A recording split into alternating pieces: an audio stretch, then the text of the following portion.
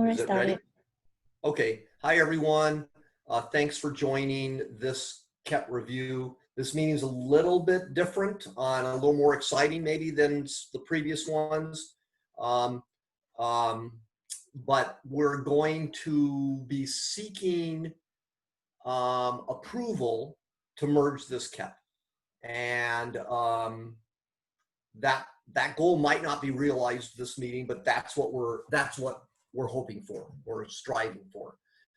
And so to accomplish that, we're going to go through the meat of the KEP, but hopefully at a high level so we can actually get through it in an hour. But I don't want to suppress technical questions because obviously we are seeking approval, and that the cost of that can be, we need to go deeper into something that a person has a concern about or isn't clear, whatever it is. So we can ask technical questions, and if we don't get through it all, this meeting will go on. We'll just continue the next one. So my agenda for this meeting is to give you a quick intro, go through use cases, which are important because you have to agree to the use cases and then believe that the KEP, as we propose, will meet those use cases. We're not missing an important use case or focusing on an unimportant one. We'll go through the APIs. We have the gRPC spec in this KEP, and Sid, who's technical lead, has some diagrams we can share if that helps explain certain things. We'll figure that out as we go. I wanted to give you some very brief stats on the KEP first. I don't know which review meeting this is, but we've had dozens of review meetings.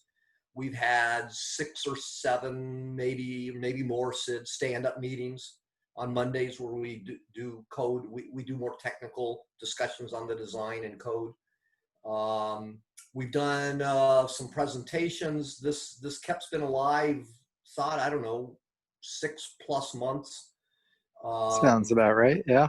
Recordings are available on the SIG Storage YouTube channel.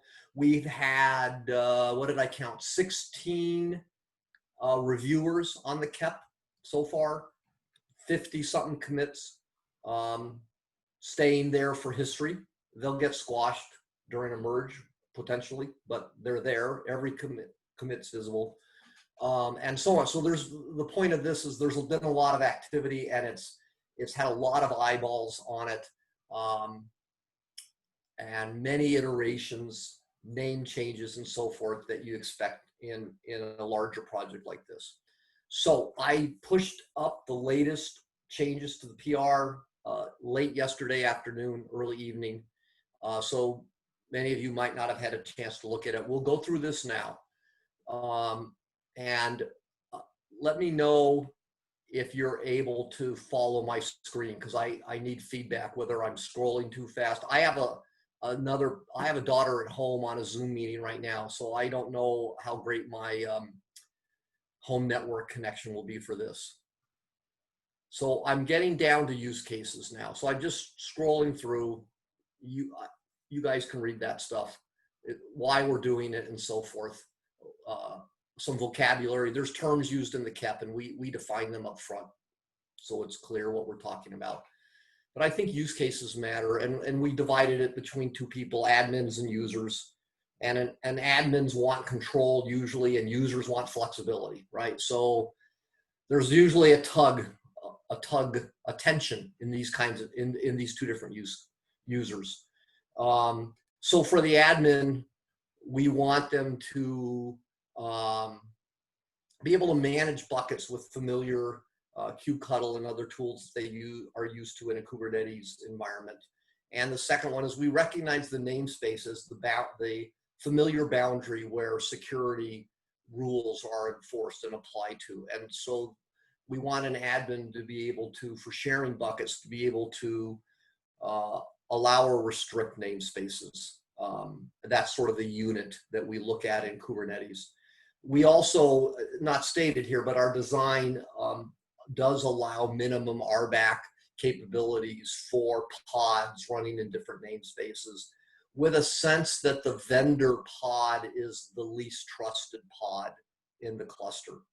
You know, you don't know what they did, and so you don't want that vendor's the driver pod I'm talking about, you don't want that pod having access to your whole cluster. So our design allows that pod to stay in its own namespace for that vendor. It could be Google, AWS, Azure, it doesn't matter.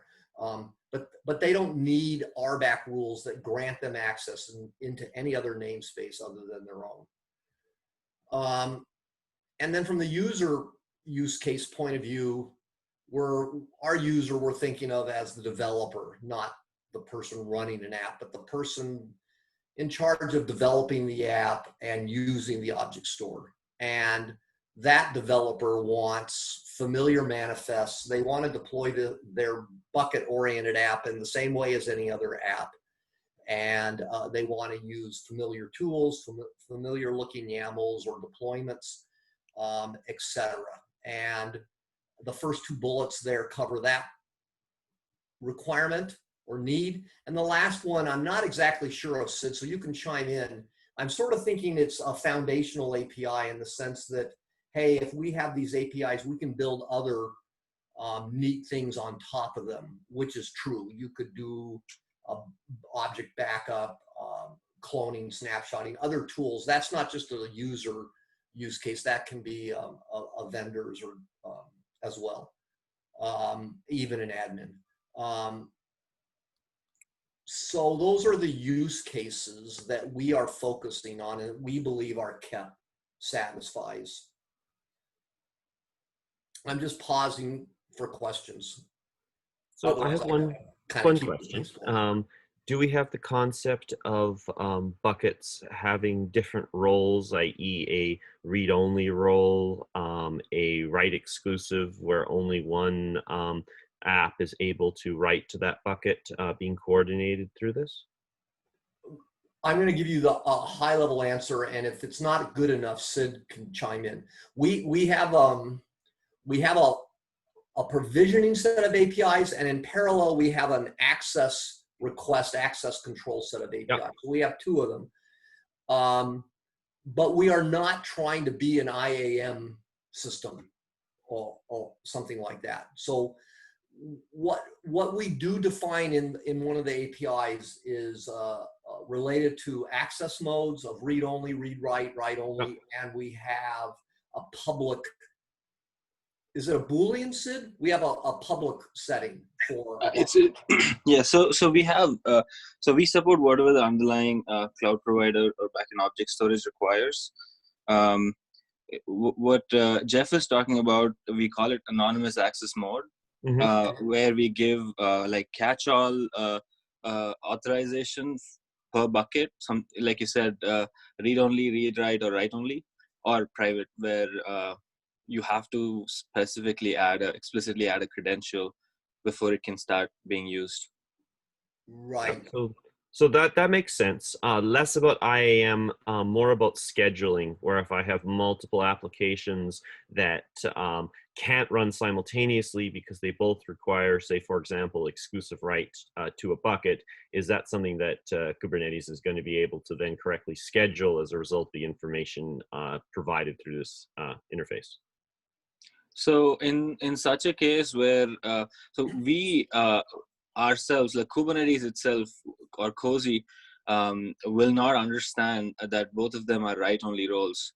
We let the backend take care of that. So both will be scheduled, and one of them wouldn't be able to write to that bucket. Yeah, David, I think the short answer is no to your question. And the backend wouldn't have anything to do with pod scheduling. That could, if that actually is important, you know, there are scheduling plugins that can be added and so forth. Or it could be another KEP, another enhancement down the road. But this KEP wouldn't do that. Got it. I know that there's some equivalent functionality around volumes, but yeah, that's a different use case. Yeah. Yeah, especially local persistent volumes where they need to know that information. We haven't given that actually any thought really in this KEP, the scheduling side of things. And I'm assuming that there's been some thought about where you'd spin up a local pod specifically to provide local object storage? No. No, What do you mean by, sorry, go ahead. well, go ahead. No, Sid, you better answer that. Go ahead. I'm trying to understand what do you mean by local object storage? Where, for example, I spin up a pod that then uses a volume to then expose an object interface. People do this quite often in development patterns, or using, for example, a min.io or other lightweight object stores, where they just need an object storage, local object storage scratch space or persistent store. Yeah, we support that. However, the mechanism by which we support that is slightly different. You'll get to see it just in the next section, I believe. Cool. Yeah. Actually, I think if I understood the question right, you're talking about implementation of the object store. And I think that this KEP is almost entirely about the Kubernetes side accessing an object store. So if you, in fact, have an object store that is implemented in Kubernetes, it's all hidden behind the driver. How you do that is not, I think, part of this. Yeah, so not about the implementation, but about whether the KEP includes enough functionality for an implementation of an object store to then expose itself through this KEP. Yeah, and I think as you go through here, hopefully that's clear. Yeah. Cool. Yeah. Well, I don't want to take too much more time. Thank you. Yeah. Right. And save a question. If it hasn't been answered well enough, reach out to us, add a comment in the PR, for instance, for this KEP, and we'll address it there. Okay, so I'm scrolling down. Please let me know if my home network is messing up and you can't see this stuff. So I'm going through the APIs, and like I mentioned, there's sort of some parallel APIs, and at very high level, a user requests a bucket. We're calling it a bucket request. Andrew, we've iterated on this name a lot, and I won't go through the history of it, but this is its current version, which we think is the most meaningful and least ambiguous. Because when you say the word bucket, what the heck are you talking about? The S3 bucket, or are you talking about a Kubernetes custom resource named a bucket? And it gets confusing. So this is a bucket request, and it is in the user namespace, and it is there asking for access to an existing bucket or asking for access to a new bucket that will be created for them. It's important to know that all of our APIs have finalizers on them. Even a user created resource, Cozy will add a finalizer. We want to orchestrate the entire teardown of these objects and coordinate it with the object store underneath. This, I'm not going to go through individual fields, but if something raises your eyebrows, ask. The user can basically state what prefix they want added to an otherwise random bucket name. There's a concept of a bucket class similar to a storage class, and statuses that you're familiar with. The other thing to call out here is you can, and Sid, I changed this after our conversation, so this is going to be unexpected to you. Sorry. Right now we don't have a way where you can fully define the bucket name. Sid, we did last night, but we don't now. But what you do is how do you access Brownfield from a bucket request? You know, how do you identify that bucket?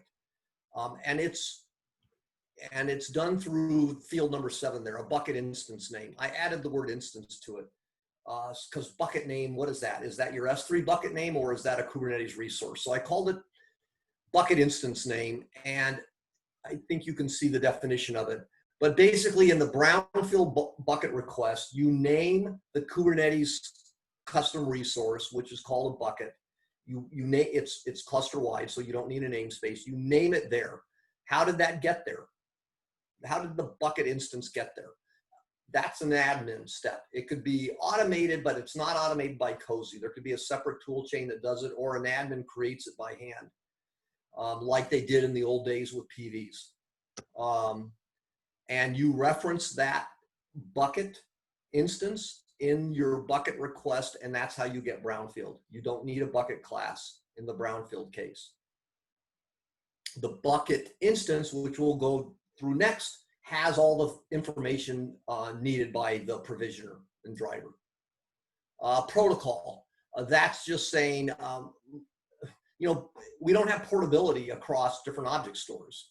It's not like POSIX or iSCSI. So, so an application that works on Azure's protocol doesn't necessarily work in Google Cloud, and so forth, and vice versa. And so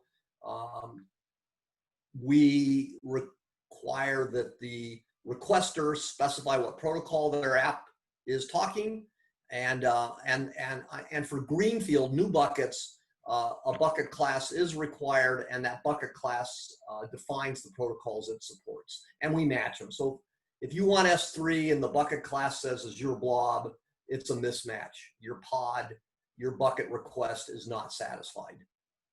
It doesn't get deleted or anything. It's typical declarative API not satisfied. We'll back off, but keep trying. We don't ever give up. So this is what the user sees when they want a bucket or access to an existing bucket. So what is this bucket instance that for Brownfield is created manually, potentially, and for Greenfield, it's created by Cozy. And this is what, it's cluster-wide, and this is what that API looks like. And there's a couple of things that are important here. One is that these fields are mostly populated by the bucket class and the response from the driver. That's where we get this information. Now, if it's Brownfield, the admin had to come up with this. They have to put most of this in themselves. They don't have to put labels in the finalizer, but the rest of this information they need to add when they're creating a representation of an existing bucket that they want to grant access to their developers. So a couple of points here. We have a release policy also defined in a bucket class, which you'll see next. It's the standard stuff, you know, retain the bucket or delete the bucket. Delete's important. When would Kubernetes ever delete a bucket? In Brownfield, the answer is never. It doesn't matter if you've kludged it up and put delete reclaim policy of a release policy of delete. We don't delete Brownfield bucket content ever. We'll clean up Kubernetes CRs around it, but we aren't going to touch the content. When would we? Wait, why not? So in the case that I have a manually constructed bucket and I put release policy delete, why would we not delete it? Well, I guess out of fear. Just, you know, I know there's a very strong sentiment to don't, with code that can have bugs in it, to never delete the user's data. Now, there was one time, so Saad, look, it's a fair question. The one time we would delete it is a Greenfield bucket with a delete policy of, release policy of delete, which is not a default, and no more accessors to that bucket. Because unlike PVC, we have a one-to-many relationship. One bucket can be requested access to by many bucket requests. Yeah, good. When all the BRs are done, are closed, deleted, that bucket will be deleted, not could, is for green or brown. But for green, we said if the release policy is delete, we'll also delete the content.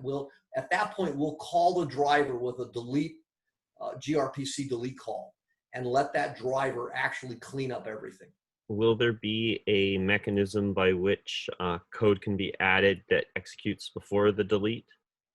Oh, interesting. A pre-delete hook? Yeah. So for example, I could have a policy to take a backup or to move something to Glacier, etc., just before it gets deleted. We don't have pre or post hooks in our design. I think that's a good point. But as of right now, we don't have it. However, nothing would stop us from adding it in the future. Okay. Yeah. There's a bunch of use cases around that if there's more interest in drilling down into what the enterprise use cases are for having a pre or post delete. Yeah, I mean, I can see that. That's a good suggestion. I have a question. When I look at the bucket, how can I tell if it's green or brownfield? Looking at the bucket instance here, you, Sid, did we say there's an annotation? Yeah. I don't have So, that shown. right. Yeah. So we would have an annotation saying created by either by us or you wouldn't have that field if it is brownfield. And we need this annotation only to distinguish between green and brownfield? Or there's Yeah, any other use case for it? If there is, maybe it makes sense to create just a first class field for it. I mean, like because annotation sounds a little bit like hacky. Untyped, yeah. Well, I'd go the other direction. I'd say, why even try and differentiate? Like I think I agree with you, Saad. It just, as we said, like if I don't like probably I'm not a fan of idea that release policy only is related to greenfield but not brownfield. And it's why should we have it here, or should we name it something else? Or any greenfield could become a brownfield for the next instance. Sorry, go ahead. Would it just be brownfield buckets might have been created and used for something else outside of the Kubernetes ecosystem? So the life cycle of that bucket should have consideration, and that's where we want to differentiate. Right. So I think the way I look at it is by default, the release policy should be retained, right? Like if somebody doesn't put it in, or the use case that you mentioned, Aaron, by default, it'll be retained. Nothing happens to it if you delete. But if I am, for example, copying over a bucket and that bucket was dynamically provisioned, I should be able to retain that dynamic deletion effectively if I copy over this object. Yeah, I mean, delete's a tough one, Saad. There's also this green-brown use case that Andrew first brought up, where you provision a new bucket, but now a bucket request provisions a new bucket, so it's greenfield, but you want to share it. So now the other accessors, the other bucket requests become brownfield requests to this new bucket, and they're sharing it. In that case, it seems like that bucket's whole life has been under control of Kubernetes. And if the release policy was delete in that situation and all the accessors are gone, it seems like we could delete it. But to me, Saad, if you have some existing bucket out on S3 somewhere and you've created an abstract bucket instance to represent that bucket, and you put the release policy as delete in your bucket instance, that bucket could have been around for years. I mean, do you really want Kubernetes to delete it? I may, right? By default, I would say let's not do that, right? That's why release policy default should not be that. Yeah. But if I want to allow that behavior, because honestly, that's what the API here says, right? You have a release policy. If I set it to delete, and then it doesn't actually delete in some cases, that's really odd. If the API allows for statically provisioned PVs. Can I say that again? Can I set a delete, whatever the retain delete policy, I forget the name. Can I have that automatically deleted on a statically provisioned PV? Yeah, it's a fair question. I think so, because by looking at the PV, how you can tell if it was statically or dynamically provisioned? You have to go change the deletion policy and then you can delete it. Right, yeah. But otherwise, there is no difference between statically and dynamically provisioned PVs, right? Right. So I think Giannis has a question. Should we let him in? Sorry, I didn't want to interrupt anyone. So yeah, I'm wondering on what's happening on the following case. In one namespace, you create a greenfield, right, bucket, and somehow you get the credentials, you get the access connection, and you go and create it as brownfield on another namespace. And then on the greenfield, you delete it, right? And then if you go and delete the contents, then what's happening on the other namespace where they point to It's this. reference. It's a reference counted references to the same bucket, so it isn't deleted to the last one, to the last reference. That would only be the case if it was going through the reference count system. I think what's being asked is if someone created a whole new object that just happens to have the same information in the protocol configuration pointing to the same bucket. Oh, two bucket instances pointing to the same actual bucket. Yeah, and then that's probably don't do that, but you could get into a situation where it gets deleted out from under another application. Yeah, I mean, PVs as well.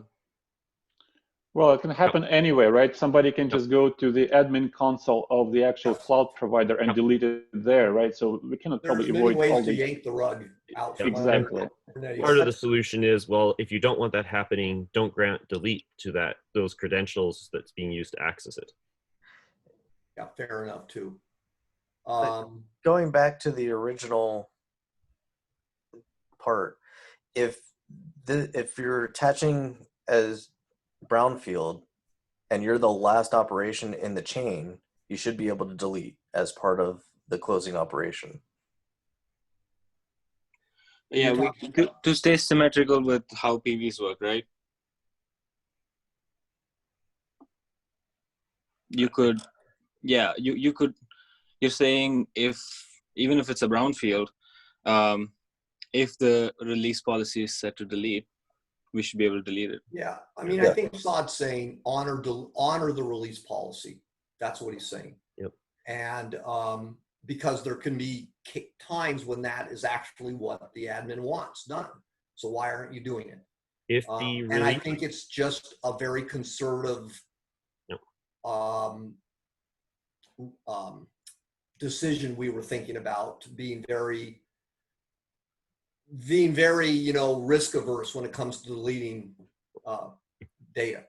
If the delete policy has to be explicitly set for brownfield buckets, then that setting of that release policy to delete is an explicit indication that you want that behavior. Yep, I can't argue that. It is.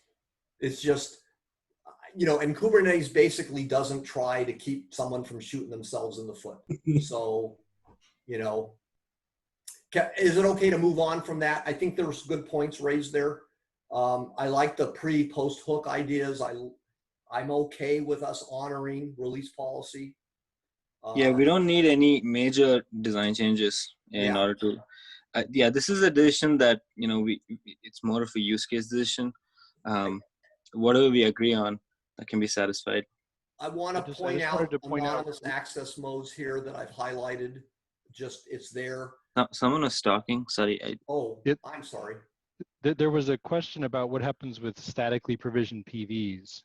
And I think we kind of glossed over the fact that PVs may not have a provisioner at all, in which case there's nothing to delete them.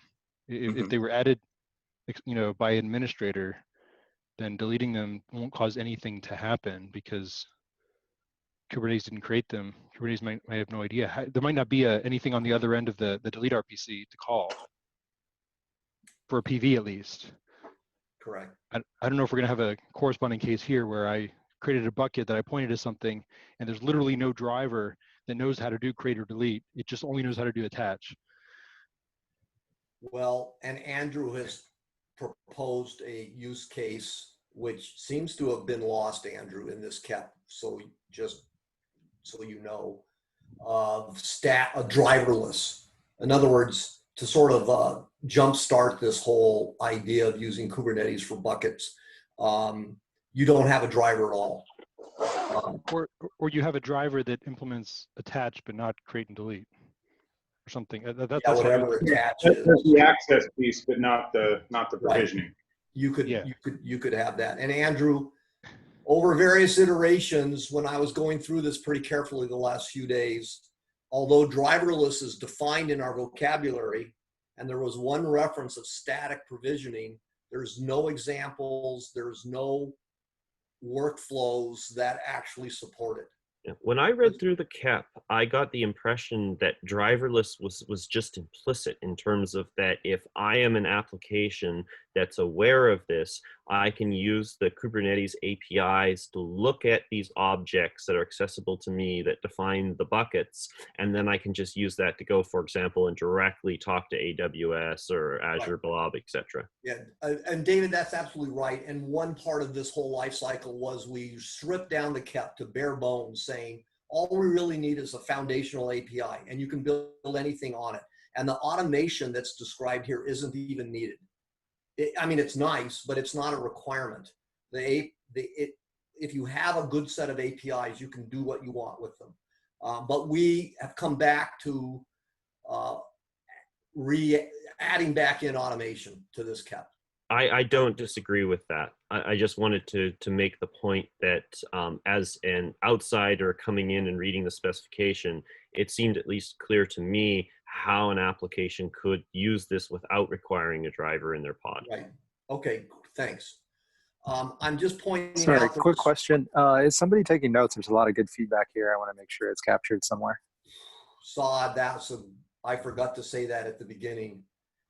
I'm not able to drive this thing and take notes.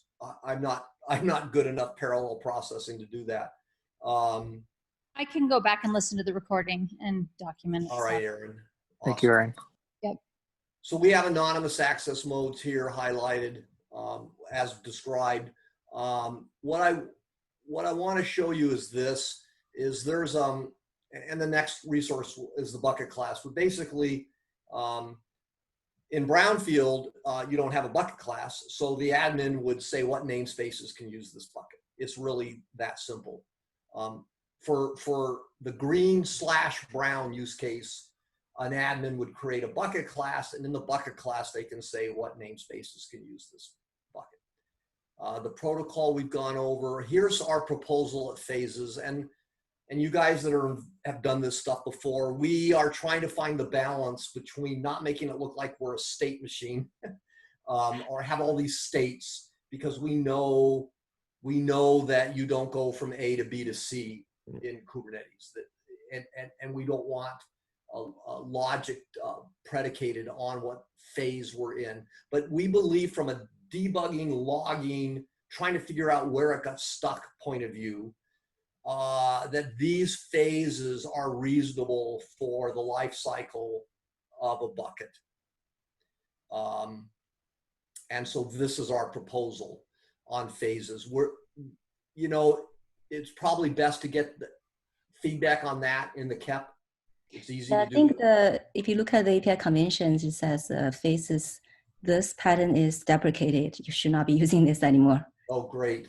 So what is it, all conditions now, Shing? This is the convention. Yeah, API, I can put that in the KEP. Maybe you can add that in the KEP. I know I've seen this coming. Mm-hmm. Okay, good to know. We shouldn't use something that's actively being deprecated right now. Would it help if we split this into whether it's accessible for an application? Because creating, deleting, and deleted all represent conditions where an application cannot or should not use that bucket. Well, true. And because we still don't have the application manifest in here. Darn it. That was something on our to-do list. Because the application specs, the application manifest will define a CSI volume. That pod can't run until a CSI adapter pod tells the kubelet through a gRPC interface that it's okay to launch the pod now. Yeah. So we're synchronized that way right now.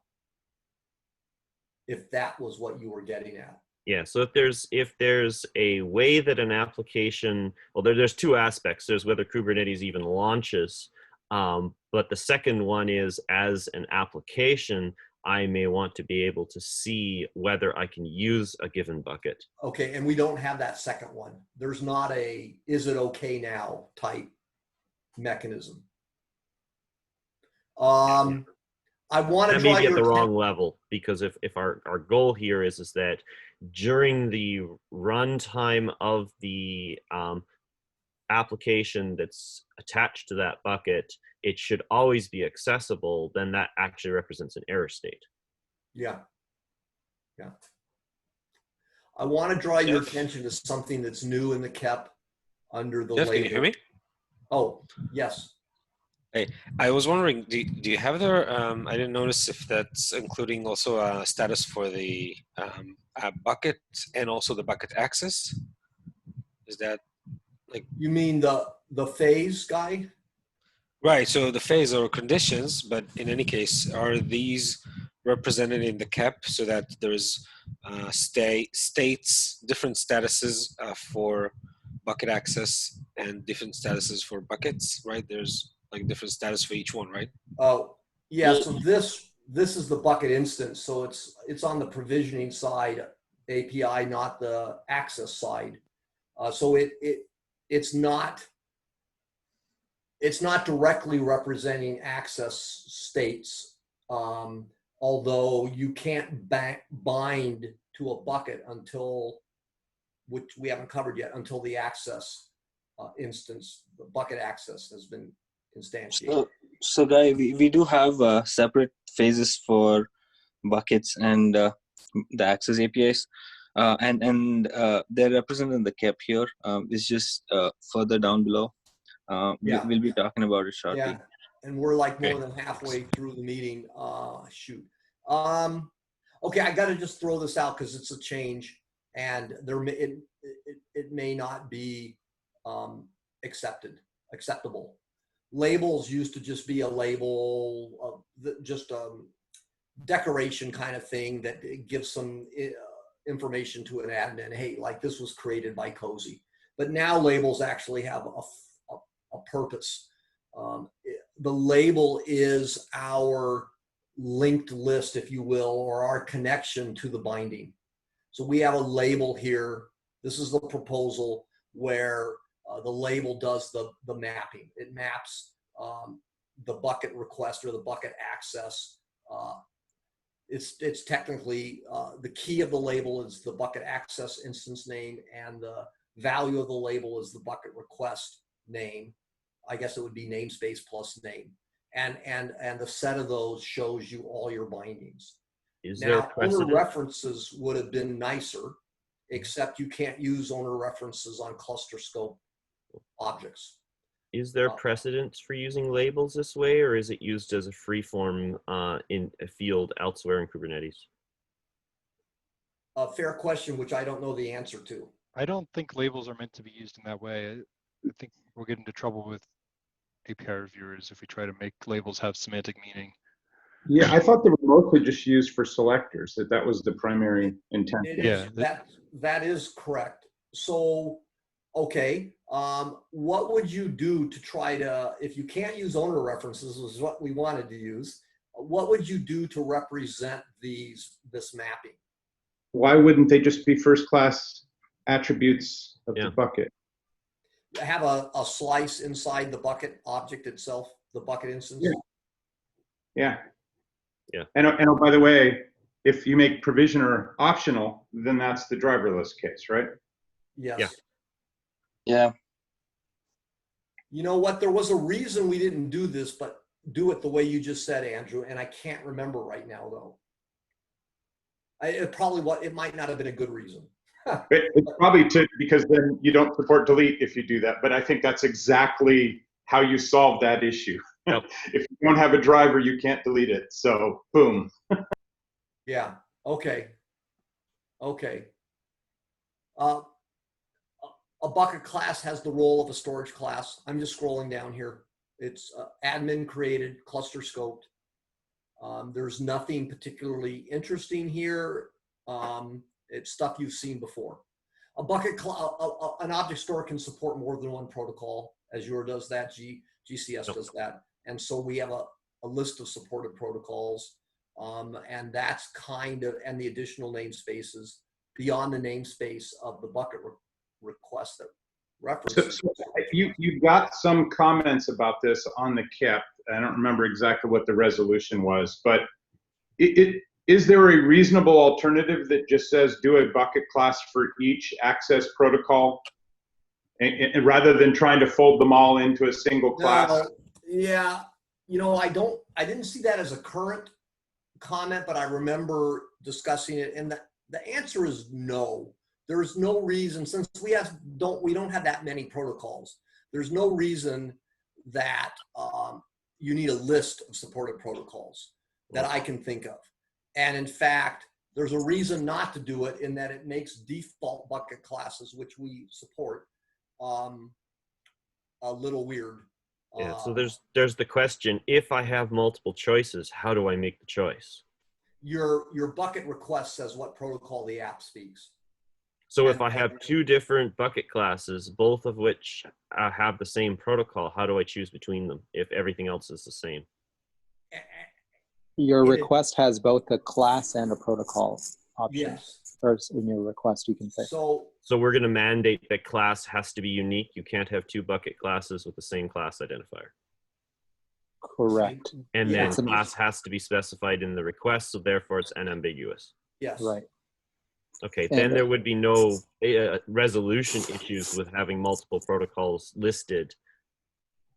And it's going to prevent people from having to mangle their classes. Let's say you have a provider that has two protocols. They'd have to have class protocol A, class protocol B if you couldn't have a list. Exactly, yes, that's the case I'm thinking So of. that's the trade-off, David. Class A, class B for GCS, say, versus one class that lists multiple protocols. What's better?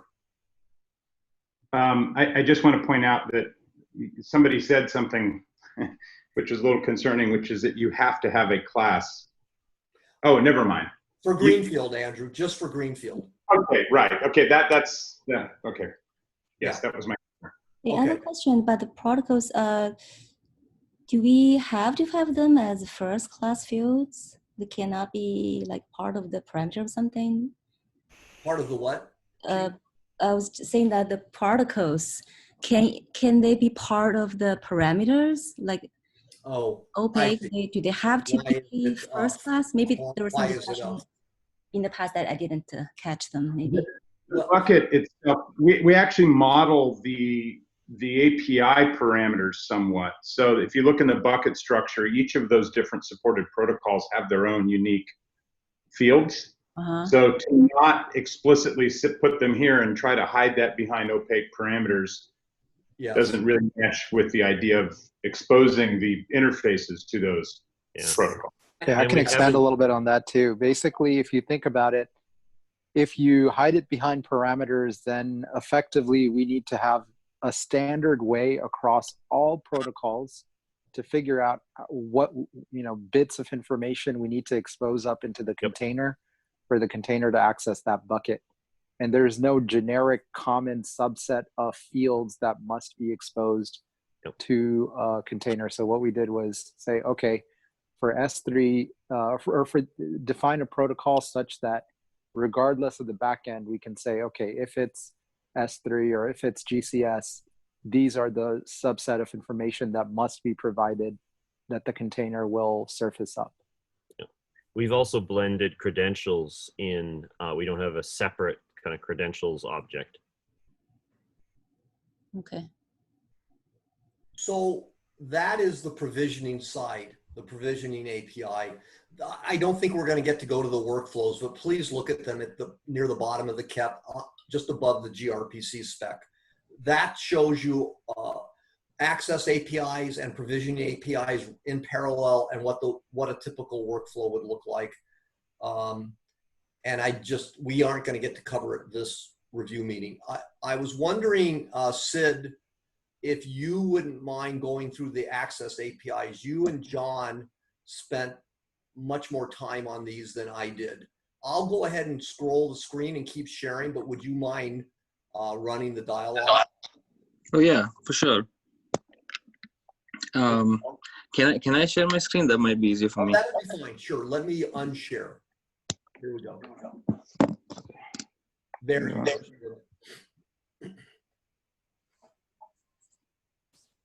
Give me 1 second.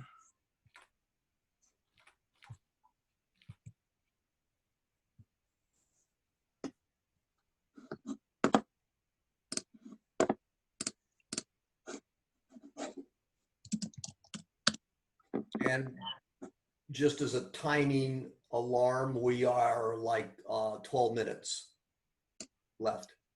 Oh, okay. 4261.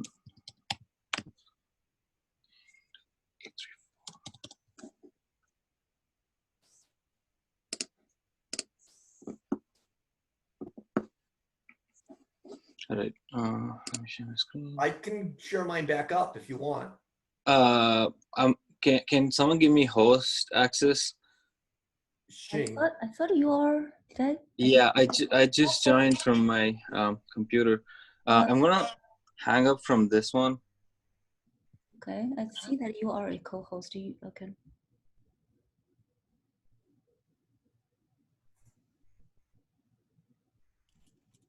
Can everyone hear me? Okay, let me make you. We can hear you, just can't see anything. Can you? Oh, like that. I think I maybe did the wrong one. Let me see. Co-host. Okay, can you share now? Yeah. Great. All right. So. Great. There it is. Okay, so Jeff just went over how the buckets are provisioned, and once they're provisioned, we model the access to it in such a way that each workload gets its own set of credentials to access the bucket and consume the objects in it. Now, having a separate set of credentials rather than shared set of credentials for each bucket. Let me explain that a little more clearly. So when we create a bucket, we don't create one credential object for that bucket and ask all the workloads to share them. Rather, we generate a new set of credentials for every workload that requests requests to consume that bucket. And the way we model that is using the bucket access objects. So there are three objects here, just like in case of buckets. So we've got a bucket access request, a bucket access class, and a bucket access object. The bucket access request is similar to the bucket request. Here, this models a user requesting access to a particular bucket. It has fields that request the credentials to be put into a certain secret name or a service account name. This secret will contain the credentials, and it points to the bucket that it's interested in. And then the list of credentials that it wants is specified in the bucket access class. I'm going to quickly jump over there. The bucket access class defines what kind of actions we allow. We model these actions here to be like the IAM policies. For instance, star allows you to read, write, and delete, update, or whatever. There are no updates here, but read, write, and delete. You could do list only access or get object, which only lets you allows you to get the objects but not list them, or put objects, which is write only. And we can do that for by default it's deny all, and whatever we add gets added here. And going back to the bucket request, the user makes a bucket request by creating this object, and then Cozy uses the bucket request in the bucket class to create the bucket access object, which is a representation of credentials for that bucket. So I really like this. As an application, if I wanted to have a greenfield bucket created and then be accessible, I would just create a bucket request and a bucket access request. Is that correct? Yeah. Yeah, that's pretty much it. At the high level, this is what we do. All of these fields here, they support that workflow. I can get into any of the fields that we have. Given the amount of time we have left, I'm keeping it kind of short. Any more questions?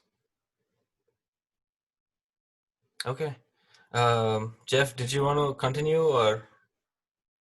Well, we've got you seem to have protocols in bucket request class. Is it required? But bucket access class. Yeah. Support protocols? Yeah. Do we need it here? This is to say that when we looked at the policies, the access policies for different object stores, they vary quite a bit between the S3 style and the Azure style of doing things. So if we define a policy action for Azure or for S3, you don't get the same level of granular control with Azure, at least not as far as we've explored. That's the reason we had that. So I can make the link between the bucket access request and the bucket itself. Is that through the name, or how are they linked up? The bucket access. It is through the bucket. The name of the bucket, which is. Got it. Yeah. So you could have a conflict where supported protocols is indicating a value that's inconsistent with the bucket that it's linked up to. Exactly. Could we just use the bucket instance protocol?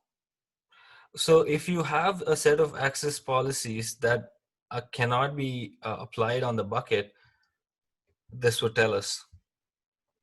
Wouldn't we be able to tell either way? Like, for example, if we had Azure style access policy actions, and it was then related to a bucket that's set up for protocol S3, wouldn't that allow us to determine that that's not going to work? These are the allow and deny fields are strings at this point. Yeah. So it's not type. Is that what you mean?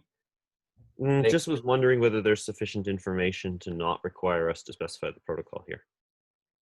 Oh.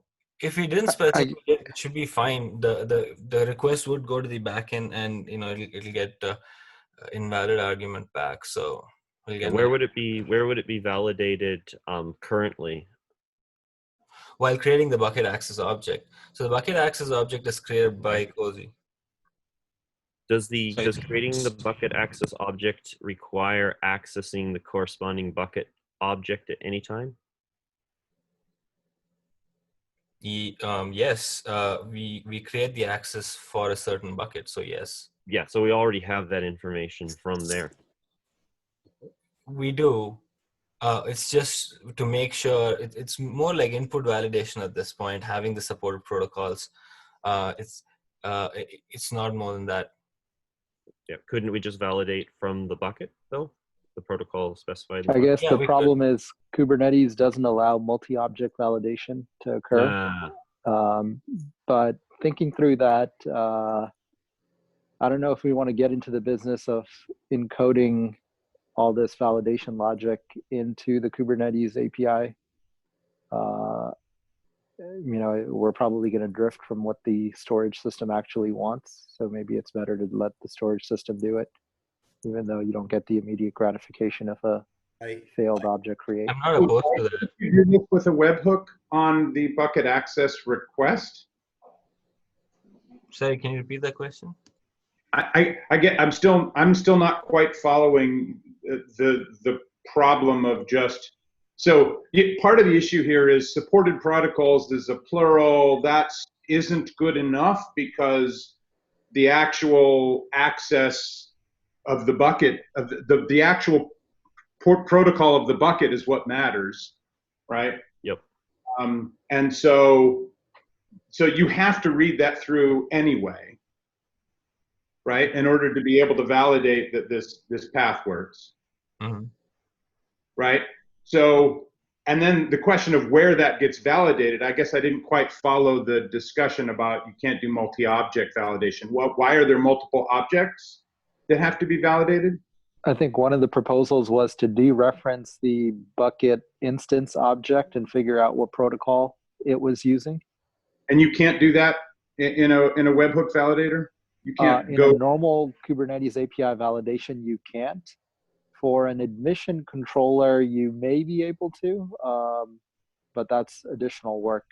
Yeah, and I mean, a fair point on that, Andrew. I mean, obviously it's a better user experience if there's going to be an error that you catch it sooner rather than later.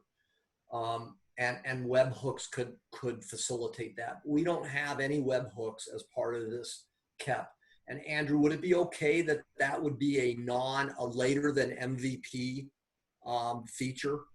I completely think it's okay. I guess my concern is that it seems like the argument for putting supported protocols here is a kind of belt and suspenders, except that I don't think you're really getting the belt.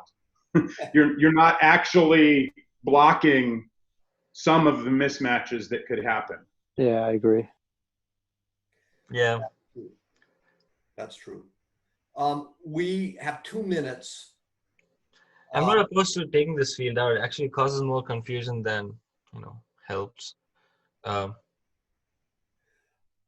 we can go forward at this point. Yeah, we can discuss this in a future meeting and decide how we want to go forward with that. Let's ask that. We still have the 15 participants. No one's dropped yet with a minute left. So thank you. But let's take Saad, can we take a reading, a pulse? There's been some good points brought up. They've been captured in the video. Aaron is going to look at the video and create notes. Sid has some notes from the beginning. So we'll aggregate those together. Where do we stand right now in your guys' opinion on this KEP? I think this looks good. Let's maybe address the feedback offline that we think we have consensus on, and then let's do another round next week. And maybe we can deep dive into this cozy spec itself. Yes, the gRPC. Yep. Okay. So another meeting, same time next week.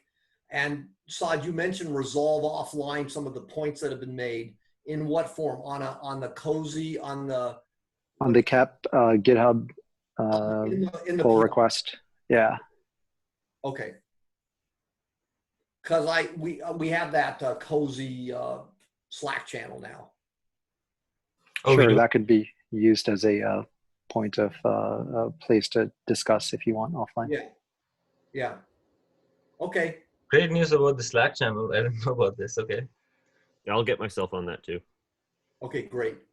Let's do it on Slack initially. The PR is cluttered right now with so many comments. I intentionally didn't resolve the comments because I wanted to preserve them, but maybe I need to clean that up too. There's a mailing list as well, right? Yes. Could potentially use that if you want dedicated threads. All right, everyone. 1 minute late. Thank you. Please look at the KEP and add your comments there. I do try to respond to every question or piece of feedback on the KEP.